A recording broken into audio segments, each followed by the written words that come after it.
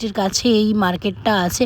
আর এই কুর্তিটা আমার অনেকটাই পছন্দ হয়েছিল, কিন্তু এটার দাম ছিল 1050 টাকা। ভাই আমি এত টাকা দামের চুড়িদার কুর্তি জামা কোনো দিনই পরি না, তাই আমি আর কি নেবো না এসব। আমি ওই 100 টাকা 150 টাকার মালই পরি, ঠিক আছে। আর এই ছেলেদের জ্যাকেটটার দাম বলছিল 350 টাকা, আর এই কুর্তিটার দাম বলছিল 100 টাকা, কিন্তু আমার খুব একটা ভালো লাগলো না।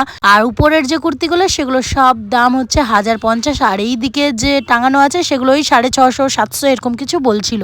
আর এইদিকে সিম্মির এই রেড কালার কুর্তিটা অনেকটাই পছন্দ হয়ে গেছিল, সে নেবে বললো, কিন্তু সে তার সাইজে পেলো না, XXL এন সাইজ ছিল, তো সে আর নিল না। যাই হোক, তারপরে আজ দুর্গাপুরে ব্যানাচিটি মার্কেটের মধ্যে প্রথম রাজস্থানি তাওয়া বিক্রি করতে এসেছিল এই গাড়িতে করে। তো সিমি বলছে তুমি নিবে তো নিয়ে নাও। আমি বললাম কোনো গ্যারেন্টি নেই, যদি ভেঙে যায় এই তাওয়াগুলো। বলছে আরে গ্যারেন্টি দেবে, নিয়ে নাও না। আমি বললাম দূর, মানুষের কোনো গ্যারেন্টি থাকে না, আজকে বেঁচে আছে কালকে সে মরে যায়, আর তাওয়ার গ্যারেন্টি দেবে? বাবারে বাবা, আমি কি কথাটা ভুল বললাম? তো যাই হোক, তাওয়াটা আর নিলাম না। তারপরে এই কাকুটার দোকানে আবারও চলে এসেছি। যারা আমার রেগুলার ভিডিও দেখো তারা জানবে আমি এই কাকুটার দোকানে আগে অনেক জিনিস নিয়েছিলাম, আজকে আর কিছু নেওয়া হয়নি। তারপরে চলে এসেছি বাড়িতে, আর বাড়িতে এসেই আমার মা দিয়ে দিল গরম গরম চা। ঠান্ডাকালে চা না খেলে হয়? চা খেতে খেতে তোমাদের দেখিয়ে দিচ্ছি সিম্মি আজ প্রথমবার সিম্মি আমাকে এই কুর্তিটা কিনে দিল। কুর্তিটা কেমন সেটা আমি তোমাদের পরের ভিডিওতে পরে দেখাবো, ঠিক আছে। তারপরে সিম্মি বাড়ি চলে গেছিল, তারপরে আবার আমার বাড়িতে চলে এসেছে 1-2 ঘন্টা পর। তারপরে এখন আমরা দুজন মিলে চলে এসেছি চণ্ডীদাসে একটু চাট খেতে।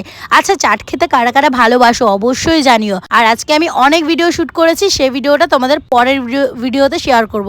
এই ভিডিওটা আর বেশি বড় করলাম না। টাটা, সবাই খুব ভালো থেকো।